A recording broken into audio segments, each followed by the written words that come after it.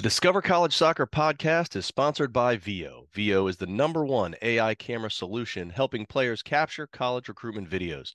Check out their new starter and family options by clicking on the link in the description or visit Discover College Soccer to learn more. Hi, everybody. Welcome to Discover College Soccer. Today, I'm lucky enough to be joined by Coach Mackenzie from Quincy University in Illinois. Welcome, Coach. Thanks for having me. Yeah, thanks for being here. Excited to talk to you today. Um, well, I don't know if you were in North Carolina for the ECNL event this past weekend. We're talking here early June, and it seems like every women's coach under the sun might have been there. But I'm assuming your 24s are done and dusted, and you were really focused on 25s, maybe even 26s right now. What's your recruiting timeline generally look like right now? Yeah, so we're wrapping up. We've wrapped up our 24s. We have a couple visits this week, just some, last minutes that kind of popped up, some transfers, which is always nice to add. Working hard on our 2025s. We have a few visits lined up this summer. Camp at the end of the summer as well, try and get some 2026s interested, but that's kind of what our recruiting timeline's looking like right now.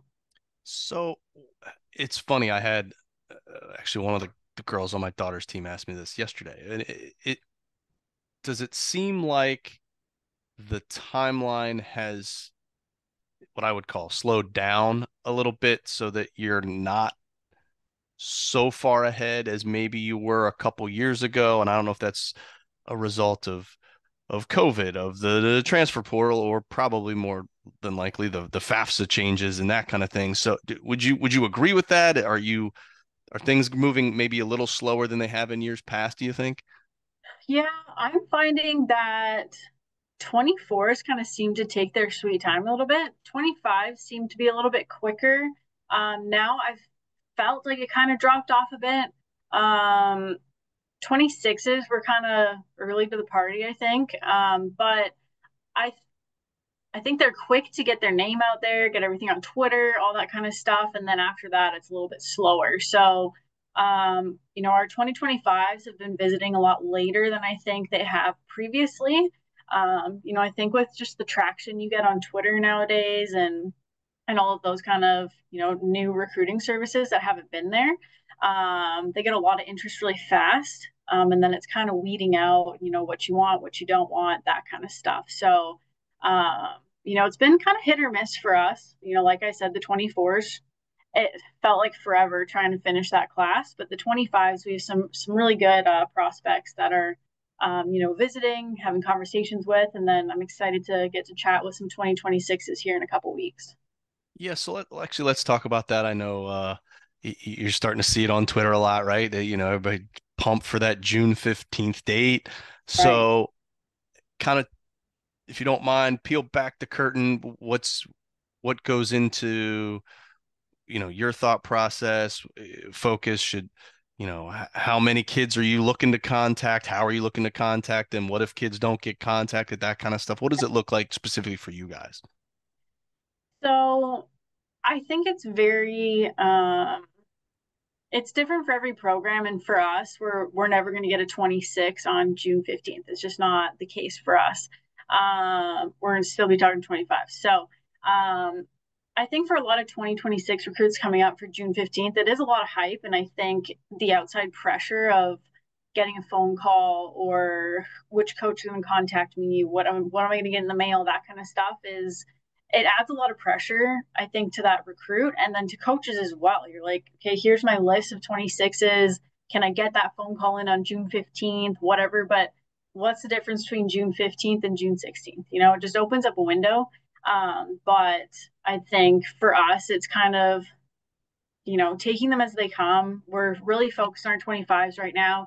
We have some interest from some 2026s, some really good local kids as well. So I think that kind of gives us the edge on those kind of players. But I do think that the pressure of that date is getting a little bit more significant every year.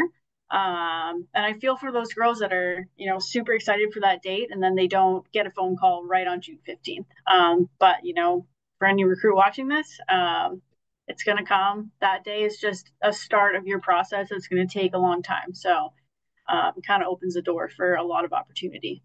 Yeah, For sure.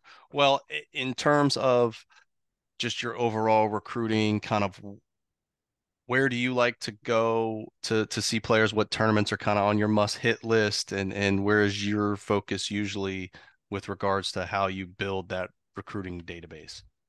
Yeah, so traditionally, we've had a big pool from St. Louis. Um, Great soccer scene down there. I think, just in the conference we're in, the GLBC, it's centralized around the St. Louis area. So it's a big pool of players to pull from. Now, for me, we're kind of running into that same old, it seems, just with our conference, some girls that have played with players since they were kids. It's kind of getting to be, the same type of player from the same type of club, same type of high school. I think the, handful of players that we do get from St. Louis are awesome. I'm really trying hard to kind of expand, not even, from anywhere in the country, but a little bit farther in the Midwest. So we don't typically get players from Central Illinois area, Normal, Champaign, even Chicago. We don't pull a lot from there. So getting up to the Chicago Inter Showcase, even the ECNL RL playoffs coming up in a couple weeks down there. Big opportunity for us. The high school state cup was this past weekend. There's some really good Kansas City teams. So just kind of broadening our region a little bit in the Midwest, but then also, pulling from different areas of the country and internationally as well. But I mean, we're in a really good location, 2 hours from St. Louis, 3.5 from Kansas City, and 4.5 from Chicago. So we have a really good, soccer scene to pull from in those three cities specifically. Yeah. Well, earlier you mentioned the transfer portal. How much are you looking at that? How much has that changed kind of your overall recruiting strategy, if at all? So I'm a coach that wants to bring in a freshman and see that freshman out and develop that full player. I think that's really important. So we're always going to start with those freshmen first in our recruiting class. I think even now, just our 2024 class, we're on to our transfers, junior college transfers, transfer portal kids as well. But trying to get those freshmen in is important for me and our program. Now with the transfer portal the way it is, I think junior college transfers are getting overlooked a little bit with that as well. So that's kind of a hotbed for us too. Looking to add in those final pieces of the puzzle with those types of players, in addition to a freshman class. Okay. Eh, ID camps are all the rage, right? So are they a big part of your recruiting process? Do you have your own? Do you or your staff work others? How important are they for you all? Yeah, so we usually have one in the summer.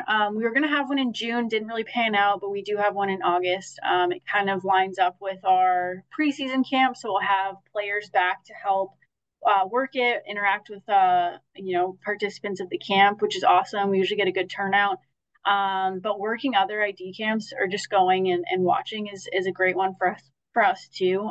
The Lindenwood camp is always a good one. Iowa isn't too far. There's a great pool of Iowa kids that go there. Iowa, Wisconsin, Minnesota. Um, my assistant's going to the SLU camps. He's working some CCSC camps as well. So being able to attend those that invite other colleges to either work or recruit is fantastic. You're hitting, so many birds with one stone there. So that I think that's a big pool for us because we do kind of get to interact with those players a little bit more than just watching their game. Okay. Well, whether it's, you know, at a tournament or somewhere you're watching or ID camps or whatever the case may be, kind of what makes up the hierarchy of things you're looking for in a player, what makes somebody stand out or makes you want to offer them up a spot? Character first is a big one for me, and I know that's hard to gauge, just watching them play. But obviously, other than that, talent, are they going to be impactful right away? What kind of potential are we looking at? And positionally as well. We've been a team that has struggled in depth in some areas. So being able to bring players in that can either be impactful right away or come off the bench and be impactful is important. I think that's been an adjustment, I think, in our conference for sure, is having that depth off the bench and being able to, come in and maintain a level or elevate it as well. So those are kind of two areas that I look for big time.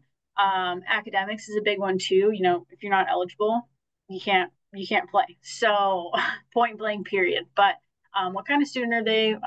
What kind of family are they coming from? Getting players on campus first is a big one.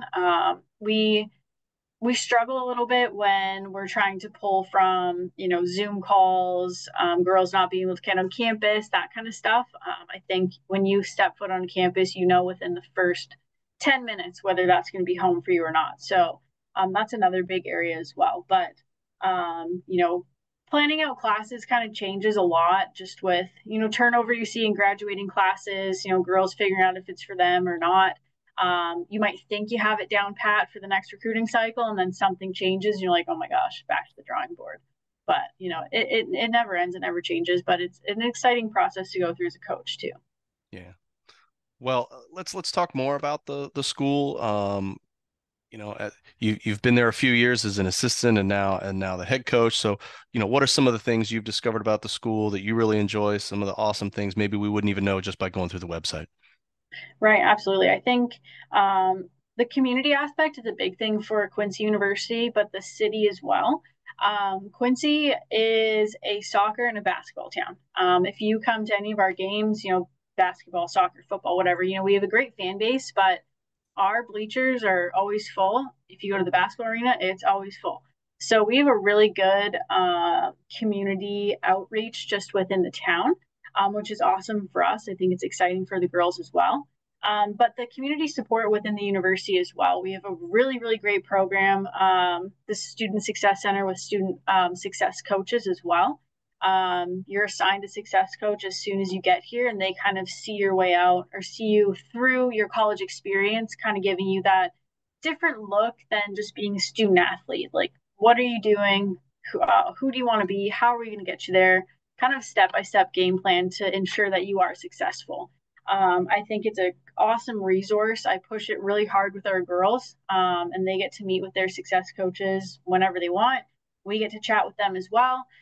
But I think it gives them a really good direction to, you know, be as successful as they can throughout their time here at QU, but after they graduate and move on as well. Okay. Well, in terms of, I mean, you kind of mentioned that success component. Um, that tends to be a tough thing for new players, especially kind of making the transition and balancing academics and athletics. So, what else besides what you just mentioned? What else do you guys do? What else helps ensure that the players are successful both in the classroom and on the field? Right, absolutely. So, a big thing for us is making sure we do find that balance between being a student and being an athlete. Kind of combining those two, but ensuring that we are gonna, you know, be as successful as we can in both. So, you know, our success coaches and our academic resources have that down pat. You know, I'll get involved if I need to, but you know, my realm of college classes and college studies is depleting. So, I'm a little bit far removed from that one, but soccer side of things, we want to develop players to their potential or beyond it. So making sure that we are on the same page as our players is important as well. You know, this year we're going to kind of move into a more specific structure of that, touch a lot more on film in practice and in games, kind of finding a baseline of where we want our players to be at and where we think they're at and where we think they can go, and how we can kind of get there. So making sure we do have a good developmental plan in place is going to be super big for us moving forward. I think we have a lot of good players returning and coming in that haven't quite cracked their potential. Their ceiling's a little bit higher than maybe they think it is. So kind of instilling, you know, those foundations, so we can, you know, build them up and make sure we are hitting their potential. So it's gonna look different positionally, kind of class wise as well. But spring is usually a huge time frame for us to kind of hit hard on those soccer specific things. And then also individually and team aspect as well, setting goals, but making sure they're realistic. You know, every year we ask the team, what's your goal? And they're like, oh, we want to win a conference championship. I'm like, all right, well, we got to win game one to get there. So making sure that our goals are attainable, is big for us. I think we all want that big shining spotlight, but how are we going to get there? And is it a realistic plan on how we're going to achieve that goal? Okay. Well, take me back to October. It's the heart of the season, conference time. What's a typical week going to look like for a player in terms of winter practices, classes, meals, game cadence, all that kind of stuff? Yeah. So we play Friday, Sunday. We take Mondays off, and then we reset Tuesday, Wednesday, Thursday are training days. So our usual training times are between start time between 3:30 and 4:30, get an hour and a half, 2 hours in. We do have some girls that'll show up 5 minutes late or have to leave 5 minutes early because of class. It's hard to work around sometimes, but we do our best.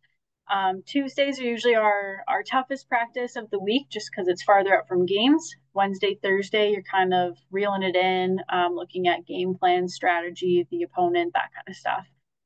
If we are traveling, Thursdays are usually our travel days if we're staying an entire weekend.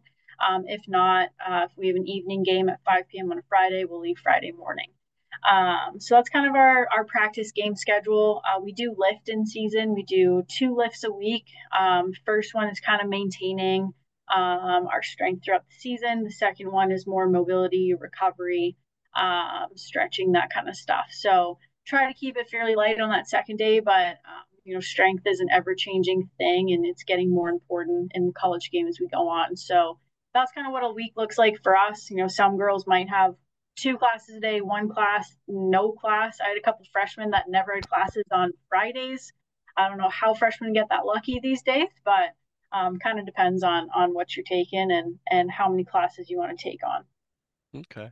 Well, let's shift gears, talk a little bit more on the soccer side of things.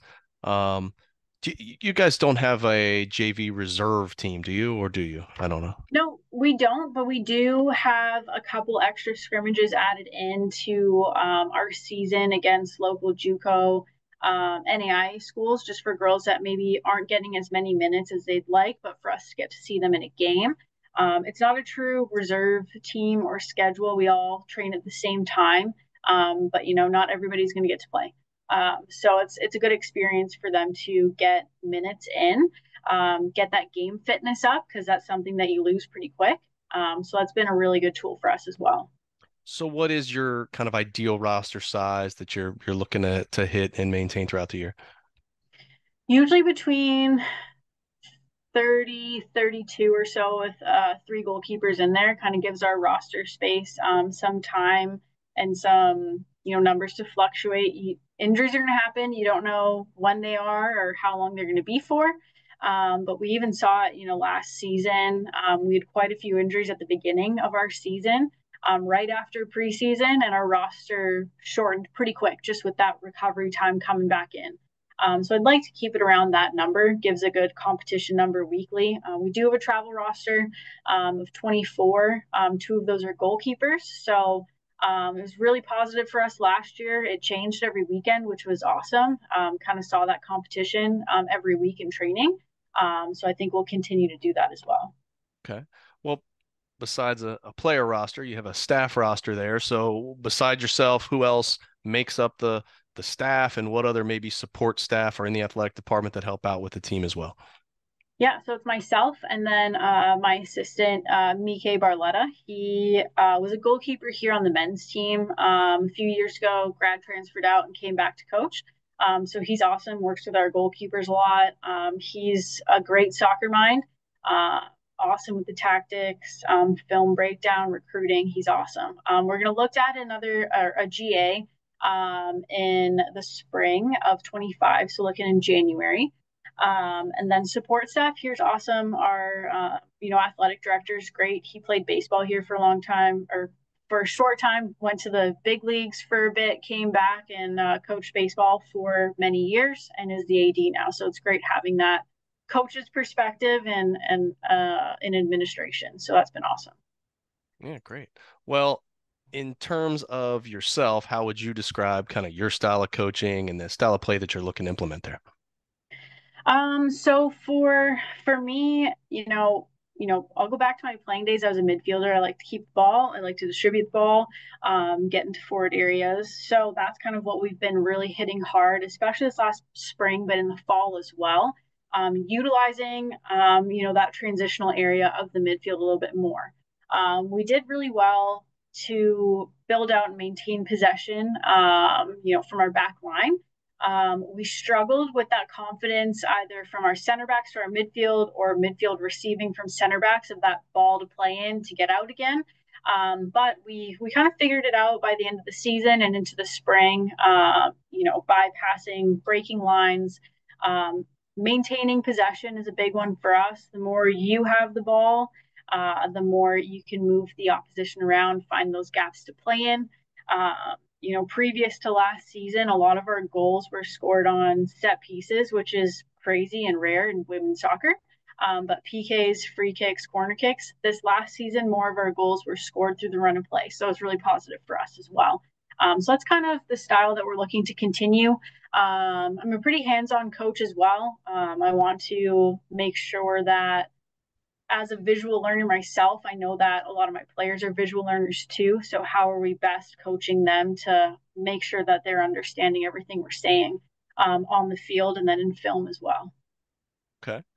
Well, we really appreciate all the insights you've given us, but I'm going to ask you one last question, and that is for any college recruit, any player that's watching this, what is one piece of advice that you really want them to know as they're going through this recruiting journey? Take your time. Don't rush into it. I think there's a lot of pressure going on with recruiting. Don't sacrifice the things that you need, whether it's class size, the coach, the location, for things that you think you might want. I think there's a lot of things out there that are bright and shiny, but don't sacrifice the things that you absolutely need to be successful as a college athlete, but more importantly, a college student. Absolutely. Well, Coach, really appreciate the time. Wish you the best of luck as you get ready for the fall season. And if you get down to any of the recruiting events down here at Lakewood Ranch, Florida, give me a shout. We'll get together. All right. Absolutely. Absolutely. I appreciate it. Thanks so much. Thank you. Hi, everybody. It's Matt from Discover College Soccer. I hope you're enjoying the podcast, whether that's on YouTube or your favorite podcast platform. Don't forget to hit the subscribe button. I also wanted to let you know about the Discover College Soccer Study Table. This is our brand new online portal that is complete with a 14-part online course giving you all of the ins and outs of the college soccer recruiting process. There's also a wealth of resources such as checklists, templates. There's the spreadsheets that have every soccer program in the country along with their coaches, their contact information, their social media information, some basic stats about the school and more. Plus there's an online community where you can ask your questions, share your wins, your losses, any questions that you may have around the college soccer recruiting process. It's all there at the Discover College Soccer study table that you can find at discovercollegesoccer.com/study table, and hopefully we will see you there.